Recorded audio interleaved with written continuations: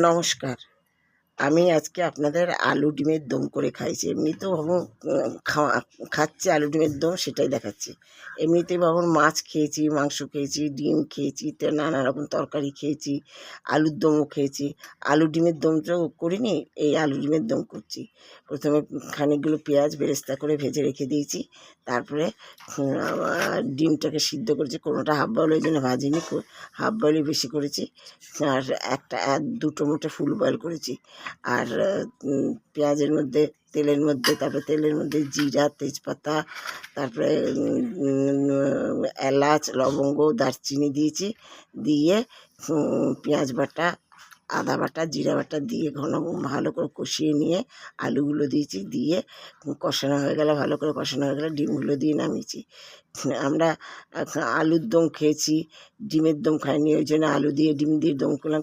খেতে খুব সুন্দর হয়েছে, ঝাল ঝাল হয়েছে, ভালোই লাগছে। সবাই অবশ্যই দেখুন, ডিমের ভিতরে যে এটা হাফ বয়েল ডিম, ওই জন্য হাফ বয়েল করেছি, কিছু কিছু ফুল বয়েল করেছি। আমাদের বাড়িতে একটা ডিম, দুটো ডিম হলে আর আমরা 2-3টা করে ডিম চাই। আচ্ছা, ঠিক আছে। এবার দেখুন কেমন লাগে আপনাদেরকে। আপনারা এরকম করে করবেন, করে খেয়ে দেখবেন কীরকম লাগে। যদি ভালো লাগে তাহলে লাইক করবেন, শেয়ার করবেন, সাবস্ক্রাইব করবেন। যদি কিছু থাকে কমেন্টস করে জানাবেন, যদি কোনো প্রশ্ন থাকে কমেন্টস করে জানাবেন। খুব চমৎকার লাগে, আর কালারটাও খুব সুন্দর হয়েছে। আমি কিন্তু লঙ্কা দিইনি। লঙ্কা মানে কাঁচা লঙ্কা দিয়েছি, শুকনো লঙ্কা দিইনি। ওই টমেটো দিয়েছি, যে ওই টমেটোর জন্যই রঙটা এত সুন্দর হয়েছে। আর অনেকক্ষণ ধরে কষিয়েছি তো, কষিয়ে ওই জন্য খেতে এত ভালো লাগছে।